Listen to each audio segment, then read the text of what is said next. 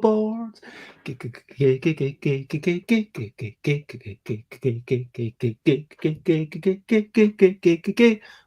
Board games, board games, it's what we're talking about. Board games, board games, I'm not gonna shout. I am starting off this streaming with a little bit of singing, and it is my ambition to start talking about perfection and how perfection is unattainable in within the real world. And yet I still keep trying to make things better than I'm really managing. And it is now later and later, and still these things don't get better and better. And oh my god, what am I doing? It is my life that I'm board games and perfection. It's what I'm talking about. Board games and perfection. I'm not gonna shout. Hey, good morning. And I hope that you are having a wonderful morning wherever you are. I am Bez. It is bedtime in some countries, and I am blethering about board games. Specifically, I'm talking about perfection. Now, perfection is like a thing that I wanted to chat about for a while. Um, just about this nature of struggling to make something perfect. And it's like, why are we doing this? Why are we ruining our own lives? And there's a lot of, related questions that we can get into. How perfect is the enemy of done? And at least, how that relates to my podcast, well, the internet radio show that I used to do, and now how it relates to this streaming, where frankly, the fact that I do this every day, it's kind of okay. This is going to get done. It's never going to be perfect, but it will get done. And so we'll get more into that in a little bit. But first of all, I would like to talk about brilliant thing, what's little thing which is brilliant. Brilliant things. Hmm. What is a brilliant thing? I don't think I've ever talked about umbrellas. I mean, as I ready myself to possibly venture outside and the rain cascades from the sky, I ponder to myself, how will I keep myself dry? And I think to myself, well, an umbrella. It's clearly the answer. Come on. I mean, you saw that coming, didn't you? I was just talking about umbrellas a moment ago. Anyway, so the point is that umbrellas are an easy enough thing to carry. Sometimes you've got little hooks to help you grip them. Sometimes I mean, look, I don't want to say, oh yeah, everyone can carry an umbrella, but look, sometimes, at least when the rain is falling approximately vertically, as opposed to crazy rain that comes from you from like an 80-degree angle or whatever, umbrellas are pretty brilliant. So let's hear it for umbrellas. Yay. Now, I'd like to talk about recent highlights, living life and seeing the sights, recent highlights, playing games and other delights, recent highlights. As always, if you're if you're watching this live, feel free to tell me, what are some of your recent highlights? What are things that you have enjoyed recently? I'm going to show you a couple of photos that I've taken. Not all of these are necessarily from today, but to share my screen. Whoops. That is, yep, I think. There we go. So, firstly, amazing food, homemade food from Layla. Layla kind of had some dark chocolate, some white chocolate, and put in some goji berries, some nuts, some seeds. It was amazing. So thank you, Layla, for this amazing food. And popcorn, I mean, popcorn's such a nice snack, isn't it? For me, I think that popcorn is becoming my number one snack of choice. That's just me. I mean, it's not too greasy on the fingers if you're playing a board game. It's quite enjoyable to eat. It's tasty. You've got like can have salty types, sweet types. I think this is a great board gaming snack if you feel the need to snack whilst playing a board game. Here's a little cat in the dark, just because cats. I have played recently a bit of Biddle. I played against Layla. We played 3 times. I think I won by 2 or 3 or 4 points each time. I think it was like. And then we played Ticket to Ride New York. This was like a ridiculous thing where, yeah, I didn't do either of my tickets. I don't even know how this happened.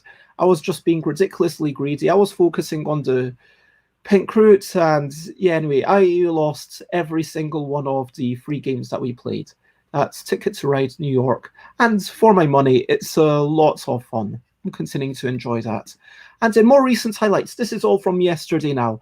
Flowers in the garden. That's just a game. Squirrels. I mean, how amazing are squirrels? They're brilliant. Like just scurrying around, being chased by dogs, fried garlic. And so that's some of my recent highlights. What have you been enjoying? And hello, Jeroen. Lovely to see you. Jeroen has started painting miniatures and 3D model game items. So are you talking like wee treasure chests and things like that? There's a lot of skill involved in all that kind of stuff. So I hope you're having lots of fun with it. And yeah, thanks for joining us.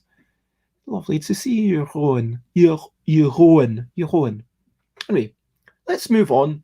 If anyone has any silly, ridiculous questions, feel free to ask me anything.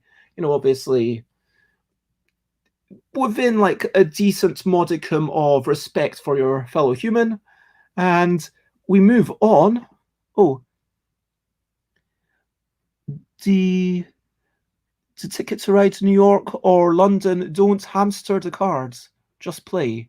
Don't hamster the cards. I think there's an auto-correct fail there. But yeah, it's just, Layla's playing really well. Layla kind of keeps finishing the game before I'm ready. That's what happens. Like with Ticket to Ride New York, okay, it's like 15 cars, right? And it's like all about that critical moment of trying to get everything done before the person finishes. And yeah, maybe everyone's it's like, I don't know, maybe I should have just played a little bit faster. Maybe I'm more want to gather too many cards before I play out. I mean, yeah, I always end up with cards left in my hands, which does tell me that probably I start laying track too late in the game. But yeah, I'm really enjoying it. So Jeroen says, normally you collect a lot of one color, but now as soon as you can, play them. So let's move on to the questionably quick questions. Questionably quick questions. This is the next section. Questionably quick questions. We've already got a question from Chris Winterburn. Hello, Chris. Lovely to see you. I think we're chatting on Wednesday or Thursday or Wednesday, I think. Looking forward to that. Who would win in a race between a hamster and a vole? Oh my gosh, I don't know it. I don't know these creatures. I am not a biologist, but if I had to guess, oh my gosh, I have no idea. I would guess vole. I think they're bigger, so maybe they can move faster. I don't know. I mean, this feels like an actual question that has a correct answer. So, what am I going to eat tonight? Oh, that's the mystery. I genuinely don't know, but I am going to tell you that I am going to eat out this afternoon. Like, I am actually going to a restaurant. It's a special moment. It's been like, I don't know, March, April, May, June, July, August, September. So it's been over half a year since I've gone to a restaurant or a cafe or a pub or anything like that. And so this afternoon, I am going to eat out. It's a bit of a date. It's like someone that's been chatting to for a while. Yeah, so it's the second date technically, but yeah, I'm really looking forward to it. And so a curly, I I don't know what. Oh, a curry. No, it's more likely to be uh, um, something maybe Eastern Asian, maybe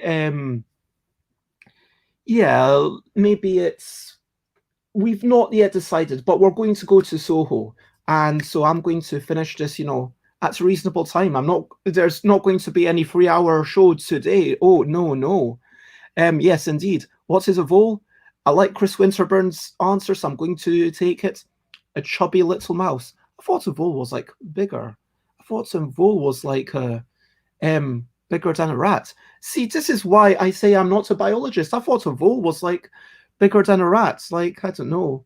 Like, how big's a mole compared to, maybe I just think of mole because I know moles and voles are completely different, but yeah, I'm just going to say I have no idea which would run faster in anything.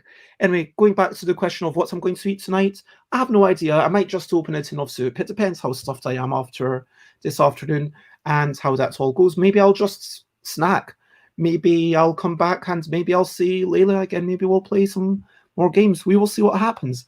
Anyway, or am I going to play some games today? Oof. Well, I was thinking about taking a small game on this date. So, we want to have some conversation. Um, I was thinking, even though we deride, it has a lot of derision, doesn't it, Jenga? But Jenga, as a first date game, I feel like Jenga's actually really good. You kind of play it in a cooperative manner. You're giving each other a bit of help. Maybe I could take this just because it's next to me. I could take Kitty Cataclysm. I could maybe also take the L deck. But like Kitty Cataclysm is a nice thing where it's okay, it's a bit random. We're not going to get upset. I'll take something. We might not play it. We might just something with a bit of randomness because it's no fun if it's something where I'm a better board gamer or I'm a more I'm a more experienced board gamer. Therefore, I'm going to beat my day. That's not what I'm wanting to do. That's not fun. I mean, I feel like if anything, we should be doing something like The Mind. The Mind might be a good game to play. Oh, that could be fun. Like just cooperating, and that's the value of cooperation. And yeah, if depending on when I get back from the dates, depending on how it goes, might play some games with Layla. What drawings are you talking about? So are you talking about the birthday drawings and the drawings for yeah, say is that what you're talking about? No, they're not. I'm sorry. Chris Winterburn asks, what are my views on kiwi fruit? Oh, that reminds me, I should eat some fruit tonight. I think I have some things in my cupboard that might be going bad. So I might even, as a mid-morning snack, just before I go to the restaurant, just to as an appetizer, I might even eat a kiwi fruit because I think I have one. Yeah. I like kiwi fruits. Yeah, they get a thumbs up. Slice them open, scoop them with a spoon, shove them into your mouth. Good, tangy, fresh, hints of sweetness with all the sourness. It's really nice. I'm digging those kiwi fruits. Talking about things that sounds like kiwi. Jeroen says they normally have quicks with them, and yeah. So I normally answer, where exactly am I and what time is it? I am N15 in London, a little bit north of Finsbury Park, if you know where that is. Finsbury Park is quite a well-known area. It's got quite a big train station with which you can go to places like Letchworth, or up in the country. Anyway, so most trains going, maybe not a train going to Glasgow, maybe not a train going to the other side of the country, but certainly a train going, up to the middle, like maybe the north of England or the middle of England. It'll always stop at Finsbury Park, so that's quite nice. I just cycle like 10 minutes and there I am. And I'm in a lovely area, got garden, I'm in my room, there's like rain falling down, that's where I am. And so I think that brings us to the um, yeah end of the questionably quick questions. And now I talk about quickly, how has a typical day been recently? Typical days have been imperfect, but that's not the point, is it? Typical days, it's about remembering the fact that we do have highlights, managing to say, yes, this is something that I enjoyed, even if it's just something that you ate. Like, oh my God, this was so good. Like, just was having a bit of a low day, didn't have much to do. And so chuck some garlic in the oven and then little bits of soy sauce on top. Yeah, that's what I'm all about, roasted garlic. Anyway, so yeah, recently I've been kind of maybe I've been feeling a wee bit under the weather for a few reasons. Maybe getting up around 7:38. I um get up, I do my morning, things, biological things that everyone does. I maybe go onto the computer, I do a bit of social media, maybe I watch something, maybe I read something, then I do this show, then um normally I might be writing something or reading something. That's basically what I do a lot of these days, writing and reading. I don't do a lot of pondering outside of this show, which is a bit of a shame. I've recently managed to make sure that I get time to wander outside the house and listen to podcasts. I should have said the recent podcast that I listened to was Rat Tail Games. If I find a little picture of them, um, yeah, if you like shows that are all about pondering things, then here was a show that I listened to where they were talking about, should you king make in order to come second?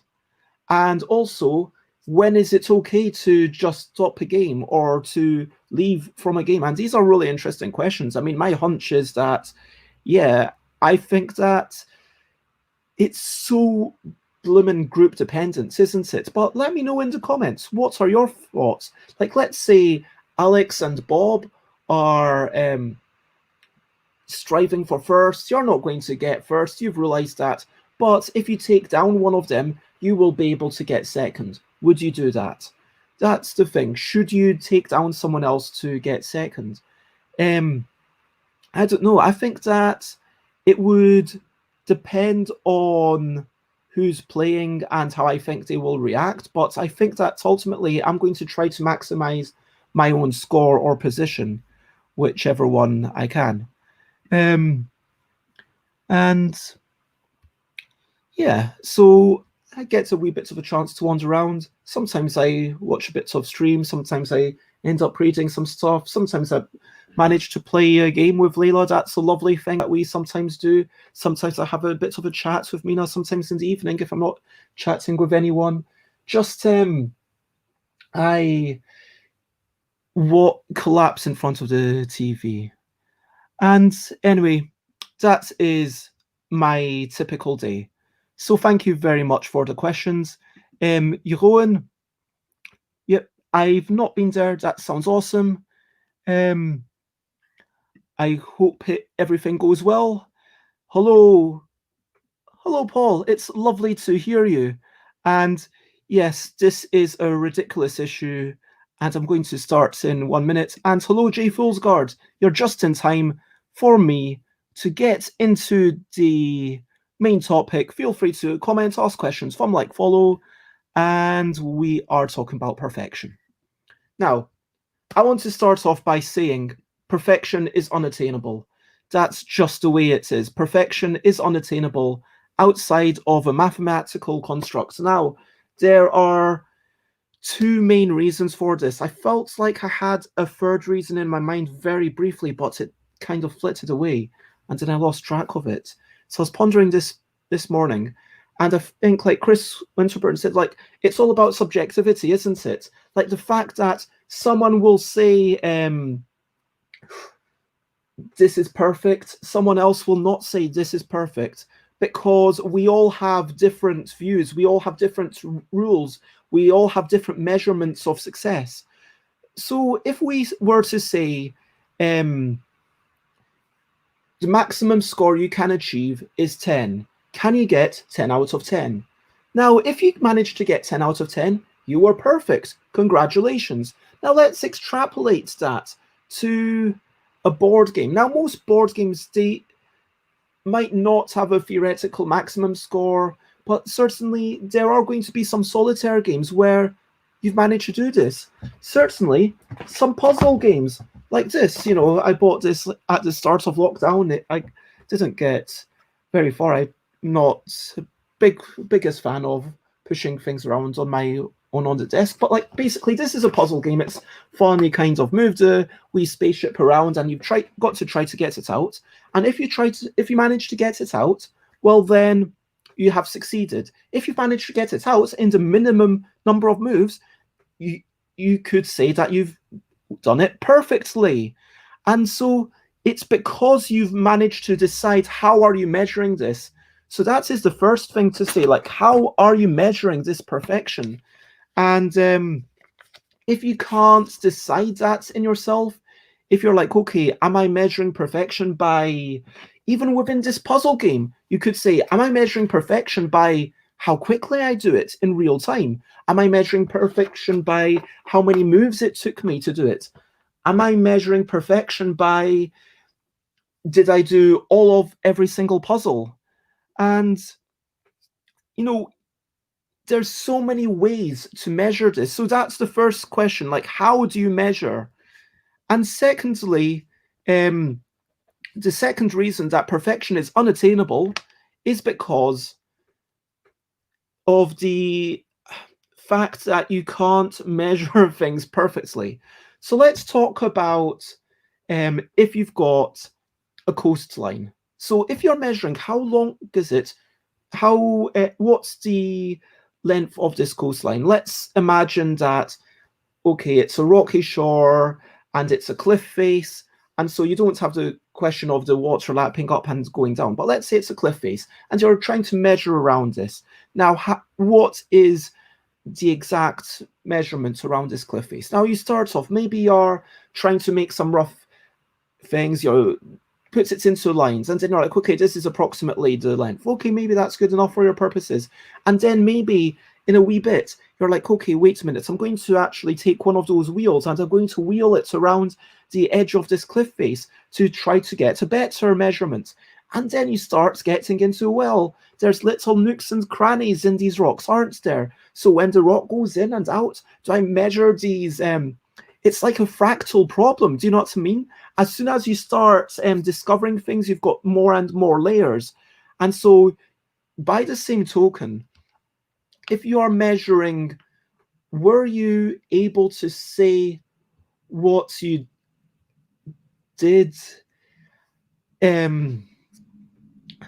Like whatever measurements you give, you can just be more and more precise, and you're going to grow infinitesimally closer to whatever measurement device you manage to strive for. True perfection arguably takes infinite time. And Paul has a lovely quote: "Those who seek perfection will not rest this side of the grave." So we've got how do you measure? We've got inability to measure, and then had a third. It's not knowing the maximum. What is the maximum? I think that's what is the maximum? Because let's say, okay, let's say with this puzzle, let's say I say, okay, I'm trying to get the perfect solution.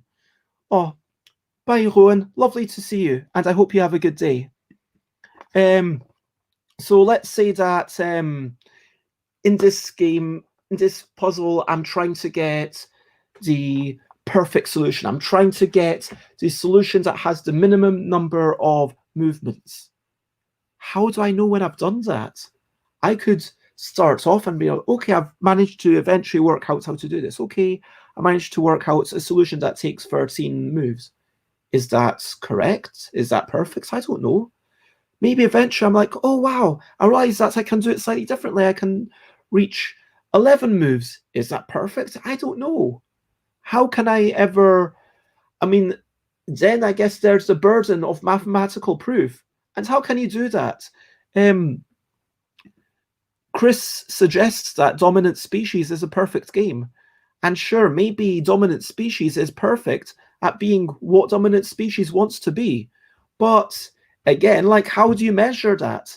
Um, and so, yeah, if I'm measuring it on how good is it to bring people together, to engage people, to excite people, to make people laugh, to bring massive groups together, and to be fits into a party atmosphere, then clearly Dominant Species is a terrible game by that measure.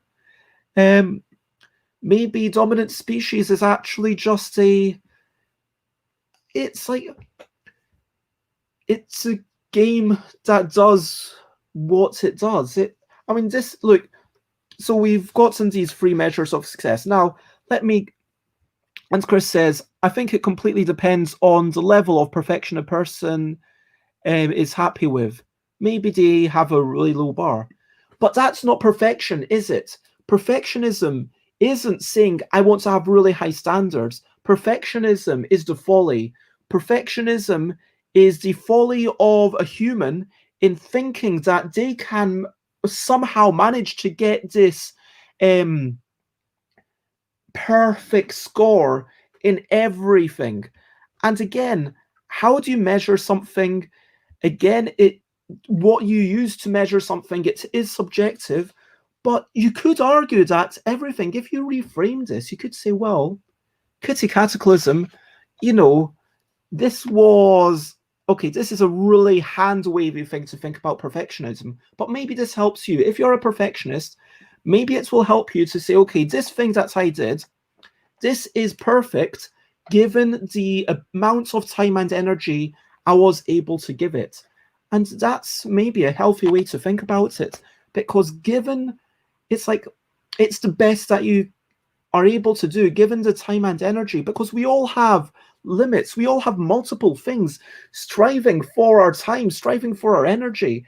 And frankly, yes, I know ways that I could make this show better if I did more preparation, if I edited it a wee bit before putting it back onto YouTube. Sure, that would be better if I was like, okay, let's get on Twitch. Like, again, what is perfect? Because if I make this show better for Twitch and make myself affiliates, and then we've got emojis and stuff, then I've got to stop doing stuff on YouTube and Facebook.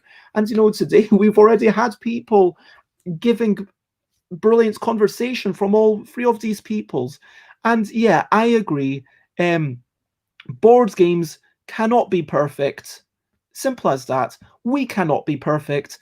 Things can only be perfect if they are measurable. You can sit, and also we know what the perfection is. I can't say I played the perfect game of Small World. What is that? Until I have some proof. I mean, I think I can say, okay, if I'm striving to win, I can play a perfect game of Noughts and Crosses. I have that ability. I'm sure that most people have that ability as well. And yeah, if the game is to get a score of 100 in each of 5 categories and you get that, that is a perfect score. But if the game is to score as much as you can, I mean, how many games are actually a maximum of X? Sure, if you played Phrasal and every other turn, it's like it's alternated between you being the judge and someone else giving you the points, sure, that would be the perfect game from that. But if you look at Tifa Tashin or Solkin or Agricola, there's no perfect score in those games. It's just how high can you go? And is me scoring 130 versus someone else scoring 129, is that better than me scoring 120 versus someone else scoring 100? Like, which one is more of a perfect play? Because is it perfection to get the maximum score attainable, or is it perfection to win by the biggest margin? And yeah, sure. And Jay Foolsguard says, think of it as utopian perfects and everyday perfects. Everyday perfect is when something is better than good or just right now. And so I think this is like figuratively perfect.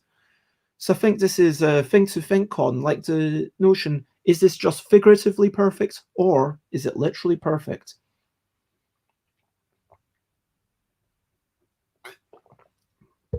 And I think that's the thing, like literal mathematical perfection. This is the folly. This is the charging at windmills and hoping that they fall over first time we strike them. And so, yeah, sure, that is.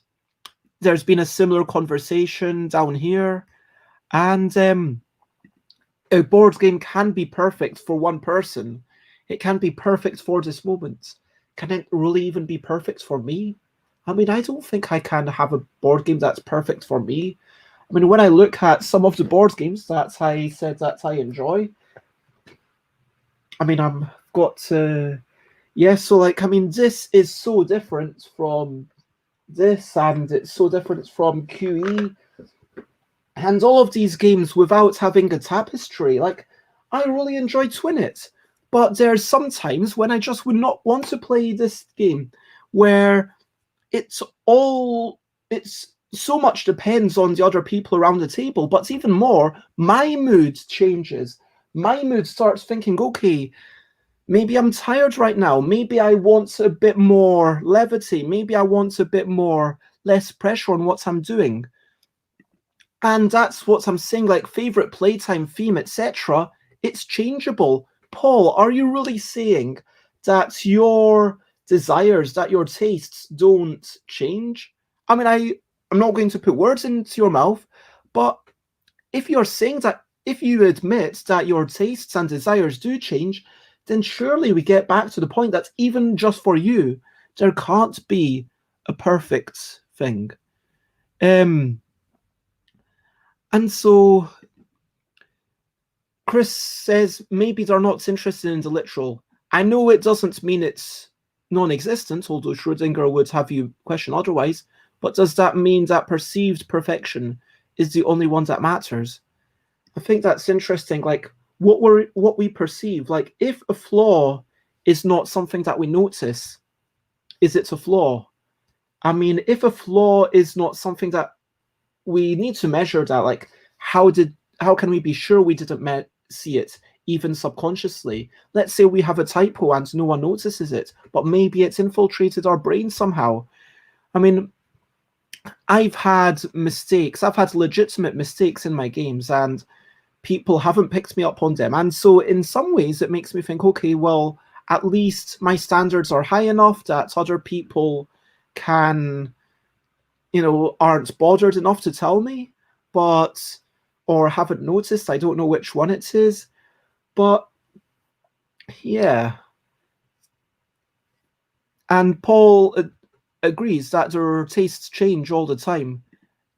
A game can be perfect for Paul at that one moment in time, and that's it. It's like everything's contextual, everything's subjective, not even person to person, but moment to moment.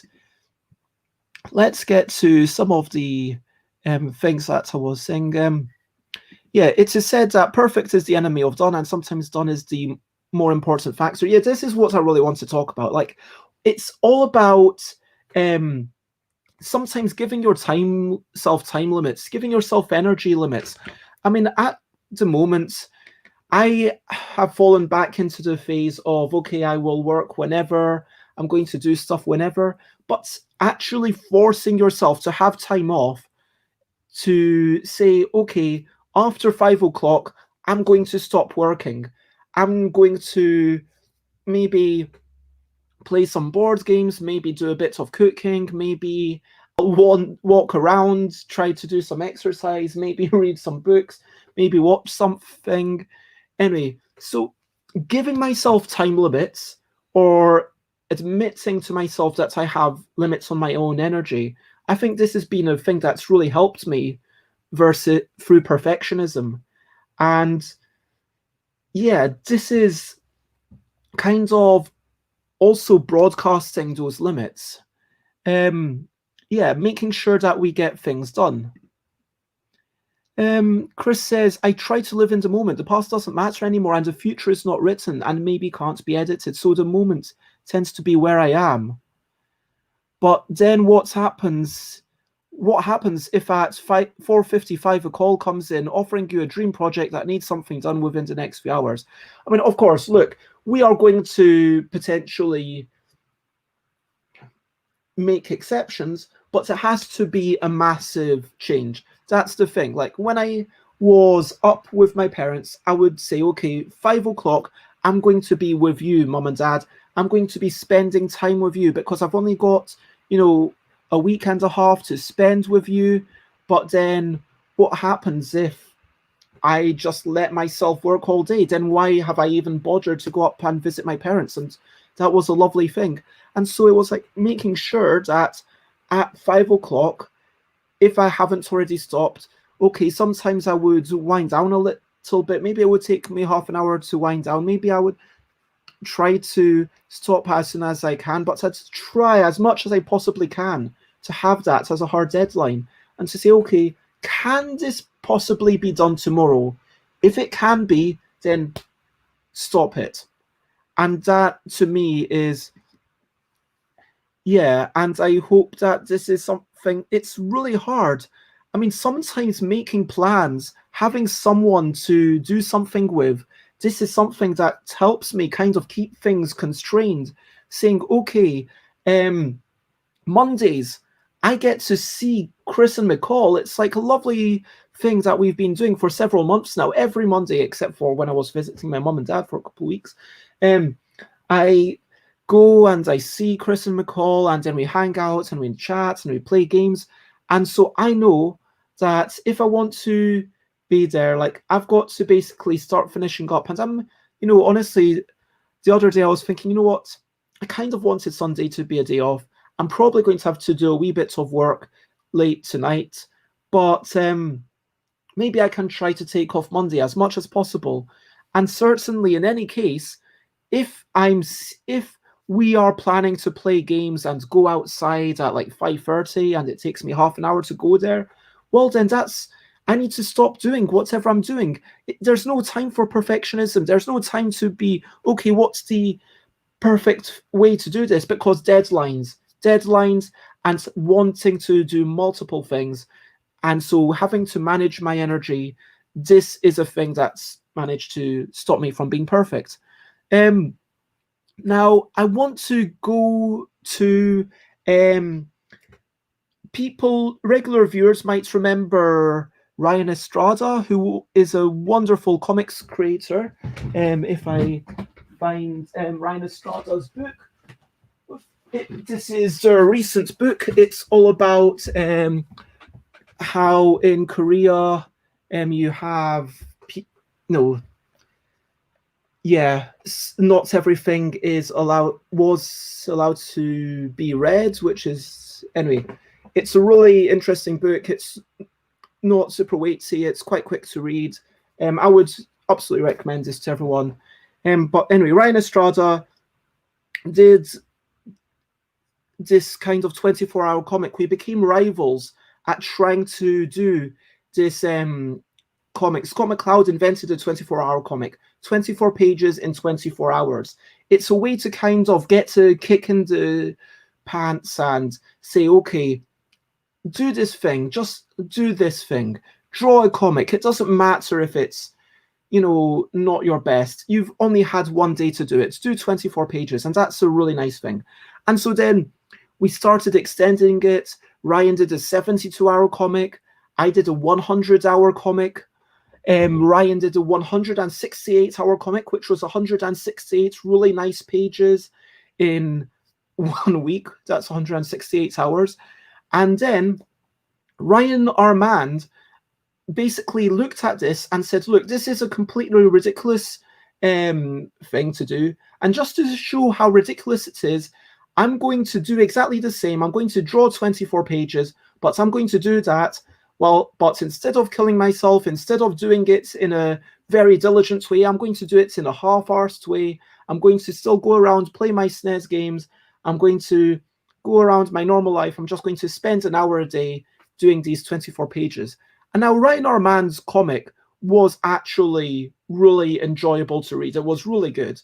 And it was just pencil sketches. It wasn't like inked or anything. It wasn't colored, but still, it was a finished comic. It was really good. And so I got inspiration from that. And so for my year at college, I said, okay, I'm going to average 24 pages per day over this academic year, plus obviously whatever college stuff that I had to do. This was back when I was studying, I think it was called graphic design, and I don't know technically what it was called. It was to do with graphic design and illustration.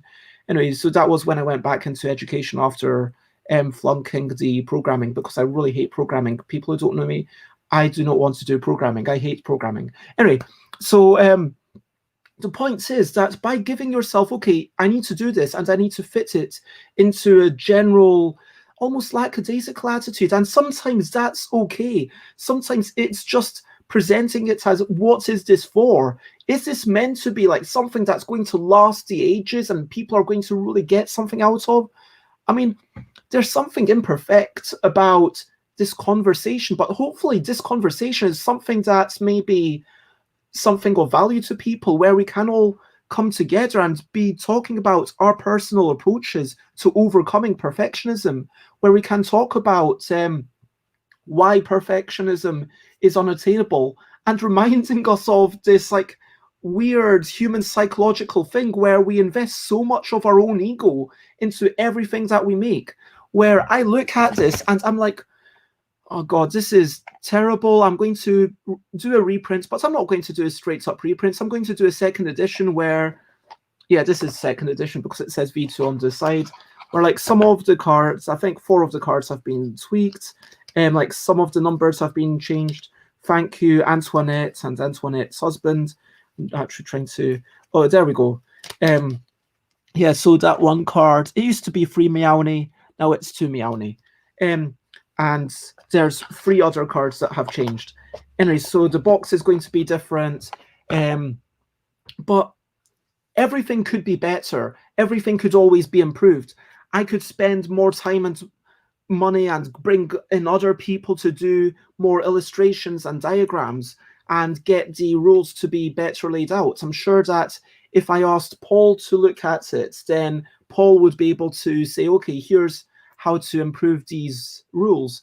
If I, even after Paul's done with it, if I then waited a few years and then asked someone else to look at it, I'm sure that we'd be able to think of some ways to make it even better. And even like Paul, doesn't do the illustrations or the diagrams themselves. I don't think, like, they don't do the diagrams of this is how you play, this is how you set up. And like, what is perfection again? Like, is it perfect to have like a clear photo style fit shot, or would something where, okay, maybe there should be, where I currently have it in the style of, oh no, I don't have the instructions in here, but I have it in a kind of illustrative style with the people are shown as little cats, which adds a little bit of whimsy to that. I mean, what do we actually want from this? We can't, again, it gets back into the nothing is perfect. We can't do everything. We've got limited time. And so saying, okay, this is a cap. So Mark Rosewater, right?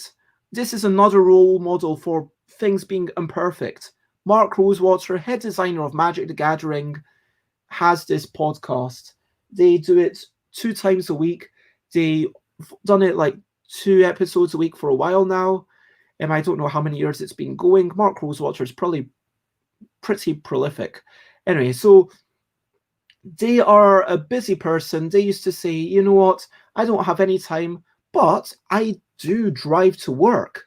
And the length of a good show, it's about the length of a drive to work. So maybe I'll just drive to work. And while I'm driving to work, maybe I'll record a show. And so that was a really interesting thing where Mark Rosewater literally just starts recording the show as they drive to work. And then they say, I'm pulling out of the park, driving away, pulling out of the park, I'm pulling out of the blah. You know what that means? It's time for another drive to work. And today on drive to work, I'm doing this. And then at the end, it's like, okay, I've just managed to park in my parking space.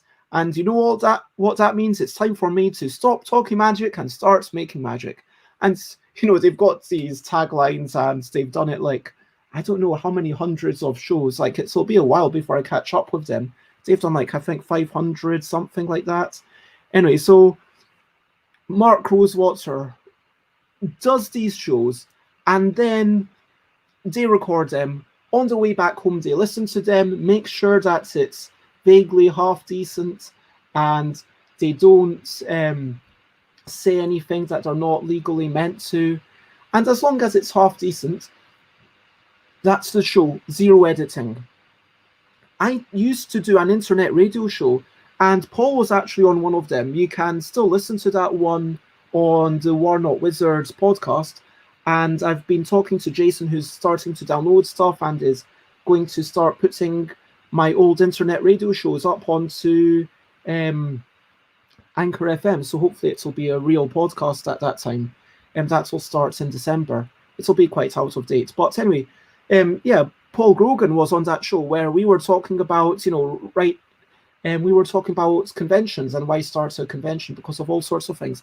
And it's just a conversation. It's just us chatting. It's just us kind of saying, yeah, this is who we are. And let's talk about something positive. Let's talk about a bee of the week. And then we had a little bit chat about like the way that things are and our lives. But it was a conversation. And then at the end, talking about Paul, I hope you have a wonderful day and all the best with that rule book. And lots of love. Keep up the good work. And remember, it's never going to be perfect. Just make it as good as you can manage, given the time and energy that you have. Lots of love. Bye-bye, Paul. Anyway, so, going to my internet radio show, it was all about having this thing, and then I did very minimal editing. The only edits I really did were to try and make sure that it was between, I want to say, 55 and 57 minutes. The required amount of time changed, but I know sometimes I would be like, okay, I want to make this show between 54 and 57 minutes, and sometimes it would run on by like 57 minutes 30 or 58 minutes. I think the longest ever was like 1 hour 3 minutes, but that was most of them were always under an hour. And it's like, the point is that when I know, okay, I have this deadline and if I need to stop, we can stop, we will stop. And I just record it live, then that's it. That's what you get. And there's another joy in that. There's another, maybe it's not as well edited or as well structured, but you get the natural flows of conversation. For example, people start saying stuff that they might not otherwise say, and you keep that in the conversation. It more represents the people who are talking. You get a better sense of who these people are. You get, bits of a pause here and there. You get, you know what I mean. There is a joy in that. The same way that some people actually preferred the energy of the In a Bind expansion cards compared to the In a Bind original cards. In a Bind being the game that is now Yogi. I feel obliged to always say, don't buy In a Bind. Well, I think there's if someone's got a second-hand copy of In a Bind, then it's limited edition. There's none available. There's one shop in Wales that still has it in Bind Junior, but you can't buy it In a Bind or In a Bind expansions. But you can buy Yogi. And Yogi's better. Anyway, so self-plug over. So the point is that having that energy is in its own way, its own quality. And by striving for perfectionism, maybe we are holding ourselves to a particular measure of success that other people don't consider the main measure of success. Do you know what I mean? Because maybe for us, the measure of success is, are these human shapes in a good proportion? Does this shading properly reflect the curvature of this person? Whereas for someone else, it might be like, do these colors work well together? Is it a simple line that I can quickly and instantly see? And there's, sometimes even seeing those brush strokes, there's a bit of fun there. So that brings me to this show, this whole stream, where it's like, you know what? I'm just learning as I go.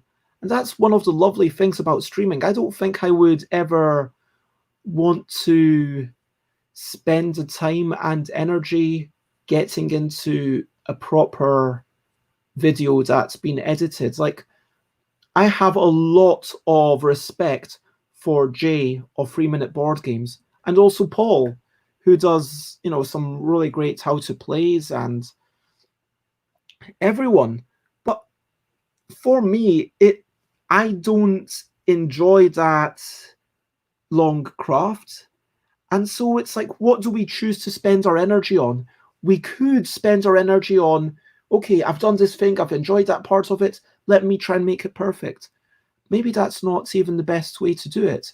Maybe the better way to do it is just to say, you know what, I'm going to stream, I'm going to chat, I'm going to just ramble, and I'm going to do what comes into my head, and hopefully it will be a good conversation, and hopefully people will enjoy it. Hopefully people will get something from it. I really, really hope that other people are getting some value from this. And, feel free to tell me, what are your methods of dealing with perfectionism? How do you struggle with perfectionism? How do you kind of keep it in check? For me, it's kind of just, as I say, having those hard limits of saying, okay, you know what, I start streaming, I stop streaming, and in between anything can happen, and that kind of lack of perfection, it's just a thing. And yeah, I guess also, do you enjoy the action? If it was video editing, would I enjoy that? If not, maybe leave it to someone else. If it's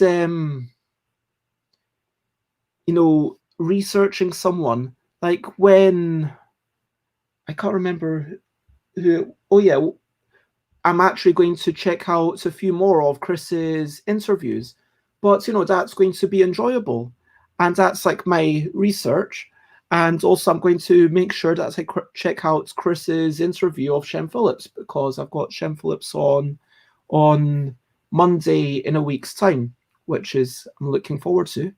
And that sort of research, like, I could spend infinite time, but I kind of almost consider that time well spent. But is it? Again, at a certain point, you need to let it go. Shem is brilliant, Chris says. But getting back to my earlier question, Chris said that they don't let it worry themselves. Chris takes it all one step at a time. I mean, that's very prosaic. And I hope it's generally working out for you. So, yeah, I think we've kind of talked a good amount about perfectionism and how can perfectionism get in our way? Well, I think that's kind of obvious. Perfectionism, it can lead us to feeling like it's all about having too much of our own ego in a thing. Do you know what I mean? Because it's about feeling like you need to learn to accept failure. You need to learn to embrace failure. If we are scared, witless by failure, then when are we ever going to experiment? When are we ever going to be like, hey, this is something worth doing? We can't make it perfect, but yet, seize the power. It's not going to be perfect, but it's going to be good enough. And having a thing that can actually provide joy to some people, like I've got a game called Plus. So this is the game called Plus, where there's cards of different shapes and colors, and you need to count the different shapes and colors. And I've had some people over the past year saying, okay, this is really nice. When can I buy it? And I'm not 100% happy with these shapes that I've drawn, but you know what? This could be the final art, frankly. It could be. And That's why I'm starting up the Busy Budget Box, because there's like all these ideas that it's like, you know what, this is a good idea. This is something that people are enjoying, that we are having fun with, and other people could have fun with. And I would like other people to have fun with my things. And if I say, yeah, this is a small thing, okay, because I enjoy creating, I enjoy getting stuff into the world. And as long as I'm not saying, hey, this is brilliantly done, maybe put it into a talk box, sell it on a budget price, that seems reasonable for me. And that's how it relates to my games. Whereas more and more, I'm going to be like, okay, now once it's printed, then I reprint it later on in a yeah, maybe like I go really budgets. I don't know. Maybe how much money would I save if I actually just had it in a little bag? Like if it was, instead of £9 being, I don't know, £7, would you buy it if it was like a bag? If you were buying it directly from me, if you still got the rules and the cards, it was like, I don't know. It's like how much budget before it's just, yeah, this is rubbish. And it's like also, again, getting into that, how do you define perfection? Because you've got perfection as in good quality components, you've got perfection as in cheap components that you can sell for a cheap price. And so, how good is good enough? This is like, I think any amount is good enough as long as you're honest with it. If I were to say, hey, here's a game all about poetry, it's got, 55 illustrations and 55 cards. On the other side, there's like, on each card has like 4 rhyming words. There's been a bit of work that's been done for this. There's some different games that you can play with it, but these games haven't been tested at all, really, because of the situation. But this is a tool that I think that other people can have fun with. Maybe if I present it that way, and then people still think, yeah, actually, I would like a bunch of cards that have rhyming words on them, and then have little topics on them that are meant to be the inspirations for a bit of poetry. Maybe, and so it's like, I think that how good is good enough is how good are you claiming it to be? How good does it need to be of value? Because I don't believe that there are, poetry cards in exactly the manner that I'm talking about. I mean, maybe I'm wrong, but I don't know of anything like that. And so certainly, because it's not super prevalent, by bringing it out there, I'm getting it to more people. I'm kind of having at least some fun illustrations. If nothing else, there's 55 illustrations. And I've already talked about the broadcasting and how it relates to my games. And then, yeah, here's the final bit. How can we overcome perfectionism? And genuinely, advice and input is welcome. Yeah. So I know we've already had Chris just saying, I don't let it worry me. But for some people, we can't help but let it worry us. When I was doing the cards of In a Bind, and I'm like, oh my God, I really hate these. Okay, you know what? I can always change it for the next thing. And no one said anything about like the art being bad for In a Bind. And then like when it was like, okay, you know what? I really hate doing this work. I've like got so much to do. I've got to do these In a Bind expansion drawings. Okay, you know what? I'm just going to do all of them over the course of 1 week, like all 55 drawings, and however good they are, that's going to be it. And then when it came to it, people said, you know what? Some people said, I prefer the In a Bind expansion drawings, even though those were the faster ones for me. And the only way that I was able to knock myself out of that mindset was simply by saying, this is something I will be only publishing once. I will only do this once. And then if I ever want to do any of these cards again, I will totally redo the art. And maybe that's a way to remind yourself, yes, you can keep redoing these things. If I visit a topic, I'm not going to not revisit it. We might, maybe we won't talk about player counts in general, but with a single person, but maybe we will do it on this show as a roundtable discussion. Maybe we will talk about solo games.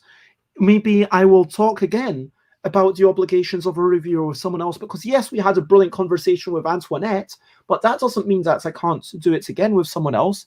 And so, and sometimes even great, it's pretty difficult. I mean, perfectionism isn't about literally saying I've got to be perfect.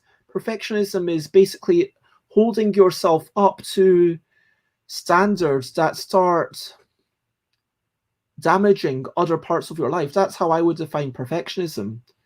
So yeah, this is it. Good is good enough. Like, you've got to accept that something that's actually within your capability, that's within your energy and time restrictions, is good enough.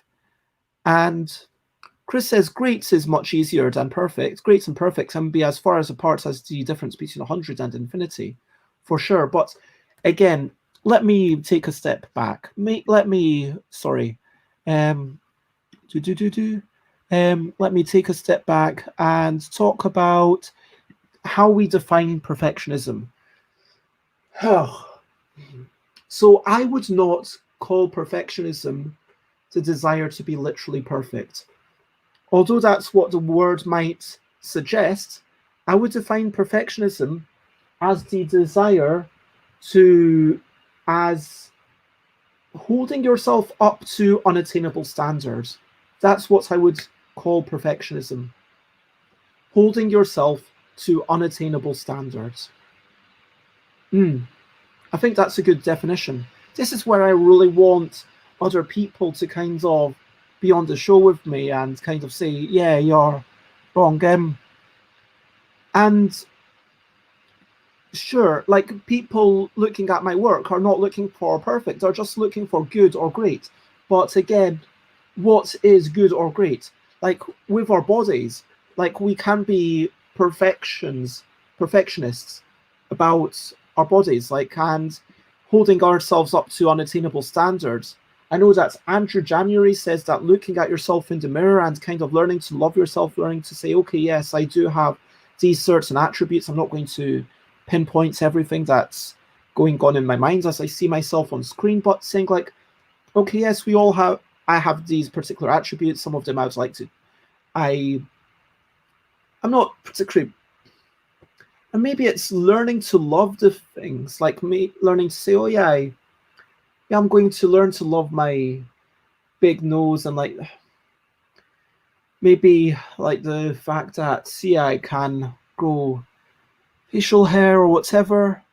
And that's the thing, like, perfectionism, it's not all about you. I mean, perfectionism, it goes into body dysmorphia. It goes into, I think that anorexia and bulimia are manifestations of perfectionism, that holding ourselves up to unattainable standards. I think that, toxic masculinity is caused by something adjacent to perfectionism, holding ourselves up to unrealistic and arguably unhealthy. Maybe it's all about unhealthily high standards or unhealthy standards. Yeah. Chris says, if you enjoy it, if it makes you laugh, then it's perfect at creating those reactions. Is it? But you could say, oh, this game could make people laugh more. This game could be enjoyed more. This game could do this thing more. I mean, yeah, there's always that little thing that you could do. You could always work on the rule sheet to make sure it's a bit more accessible so more people can enjoy it. You could always, if you've got a game with some content, maybe strip out half of it and put in even better content to make people laugh more. It's really unattainable. And even, it's not about striving for perfection. It's like we're all striving for standards. And to a degree, we've got to be happy. I think maybe part of the problem is that we start with our standards and then we work backwards to try to achieve them. Maybe we should all work the other way around, you know what I mean? Maybe really we should all be like, okay, I've got this amount of time. This is the amount of time and energy that I've got to expend on this. Now, what can I do given those restrictions? Because then at least, even if you fall short of where you thought you would be, well, you've got that limit for yourself, and then you stop. And then you're like, okay, that's the end.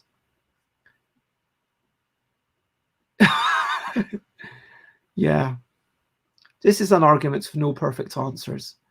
I think maybe this is one of those things that we should have as a big group discussion. I want to probably start wrapping up. And what I do notice is that my note taking is a lot worse when I also have to do all the talking. So my recap isn't going to be as good as usual.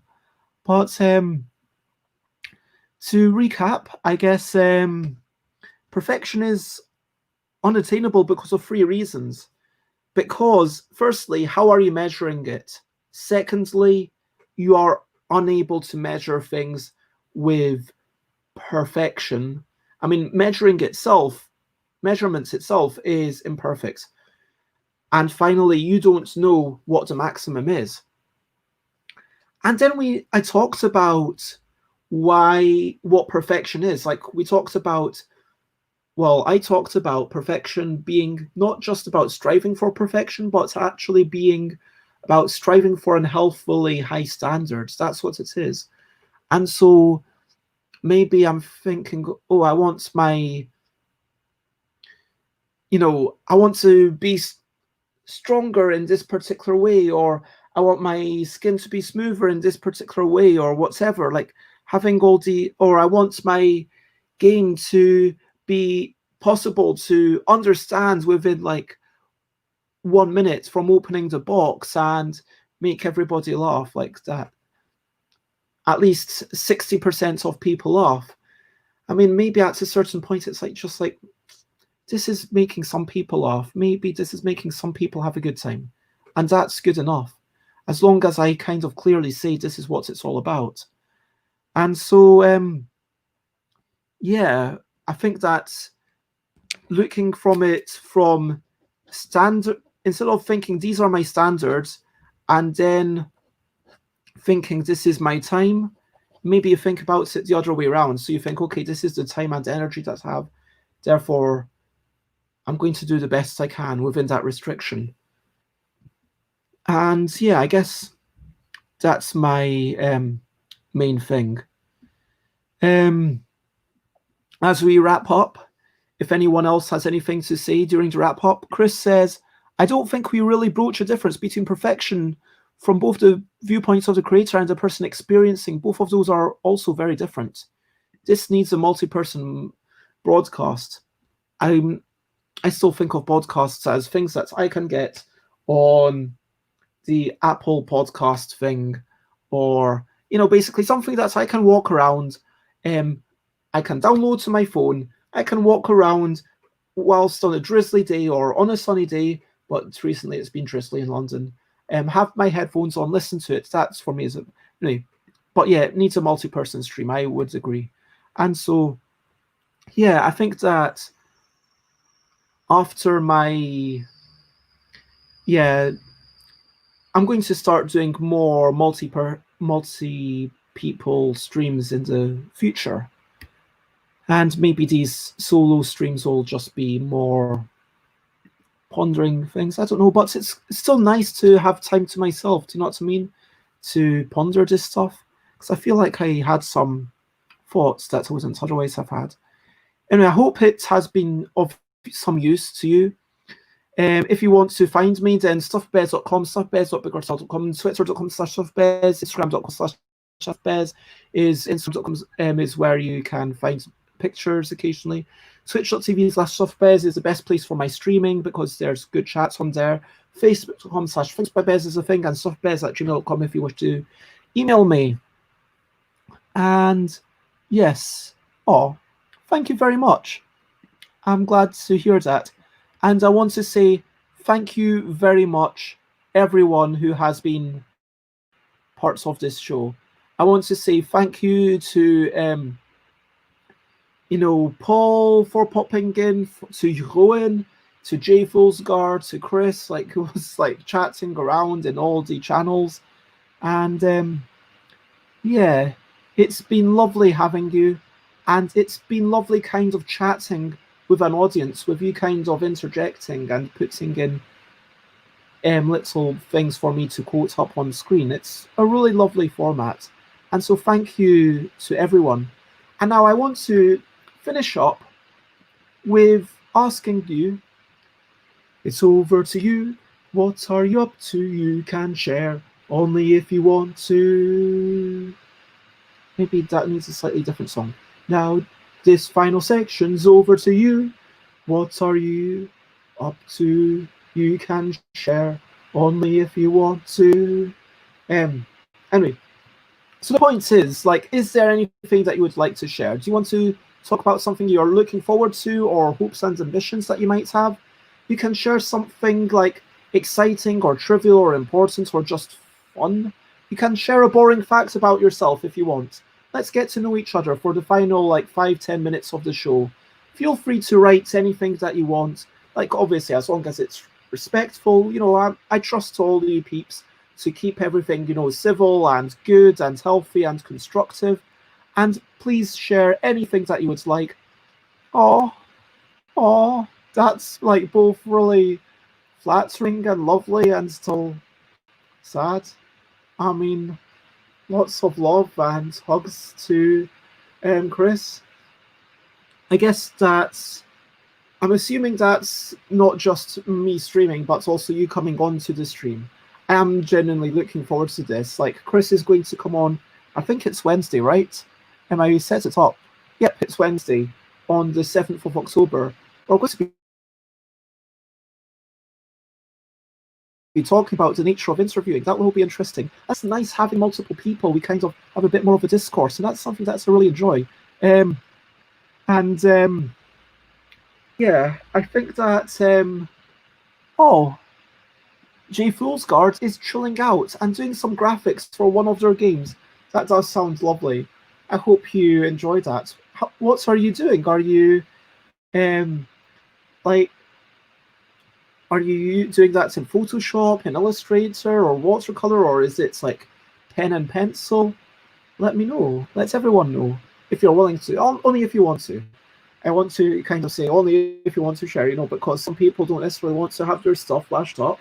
And for sure, if you want to share stuff but you don't want to have it flashed up, and maybe we should. I know that some people have said that they want to be able to share stuff without it being flashed up. And Affinity Designer. I don't know this. I assume this is some sort of thing like CorelDRAW or stuff like that. So is that a vector program or a pixel program? I don't know, but that sounds. I hope you have a grand old day of whether you're pushing those pixels or building those Bezier curves. I hope you have a grand old time of it. It's just a mock-up, so somebody else can do it prettily.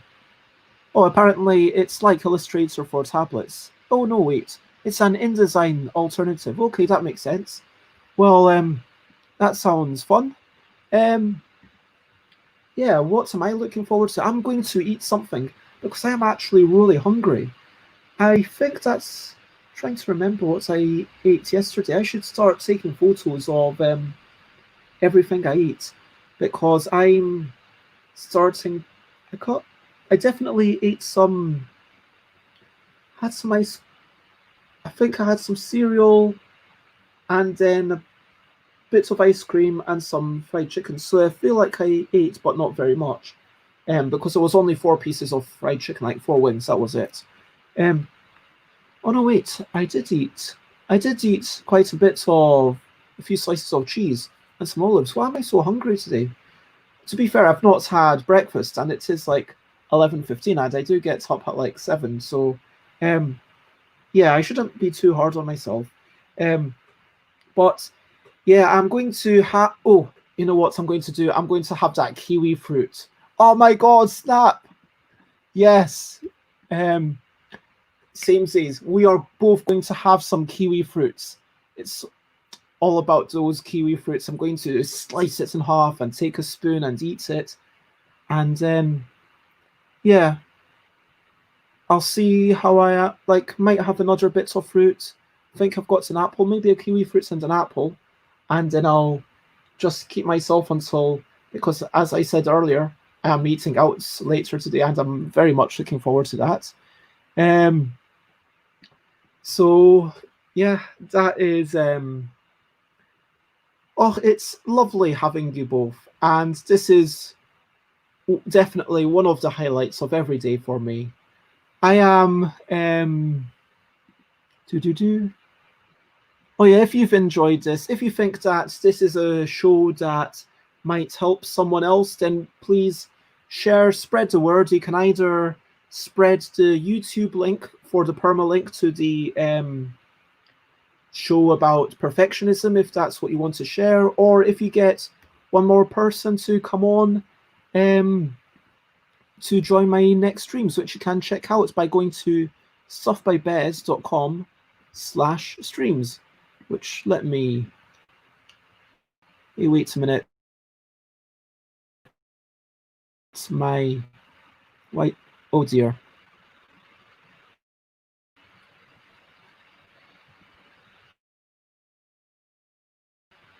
Am I frozen for everyone? Oh man, I think something is really slowing down my browser.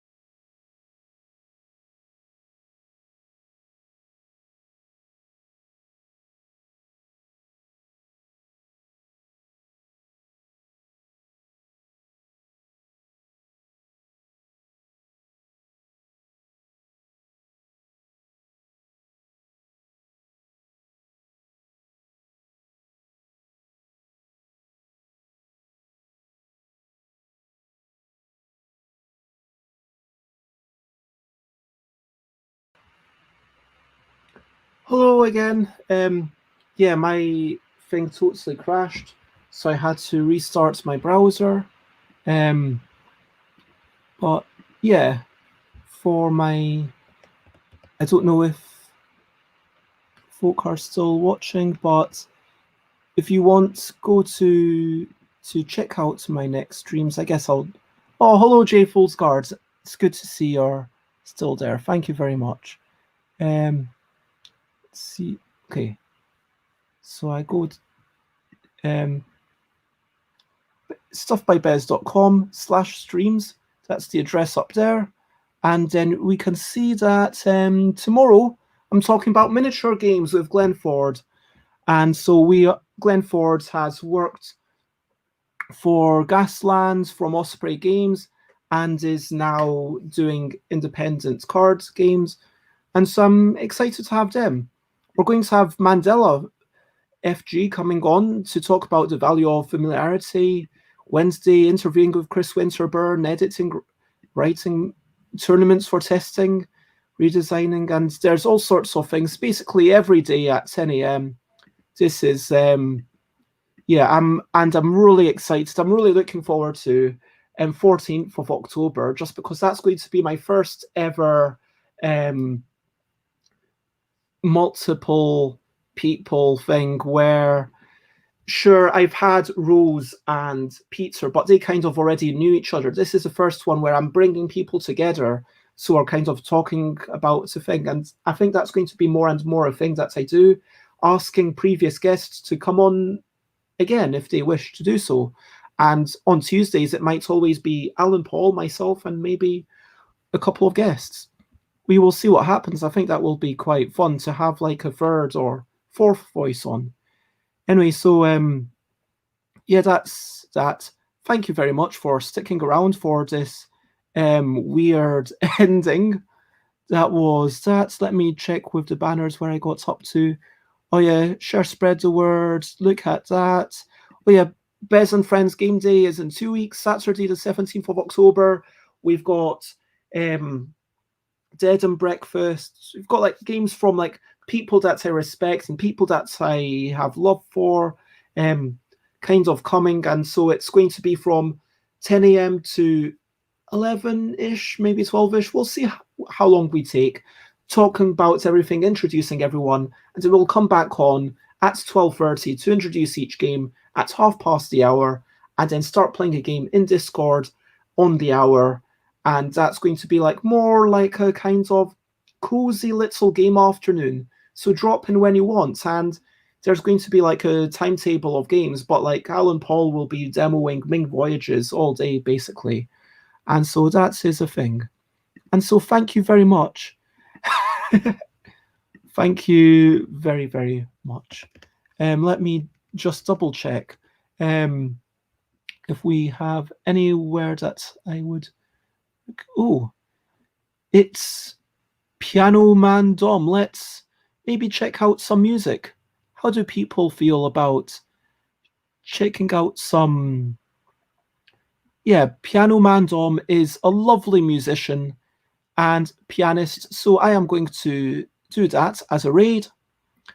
And for now, there is only one thing left to say, and that one thing is to sing bye bye, bye bye. This is a goodbye song. Bye bye, bye bye. Thank you for watching along.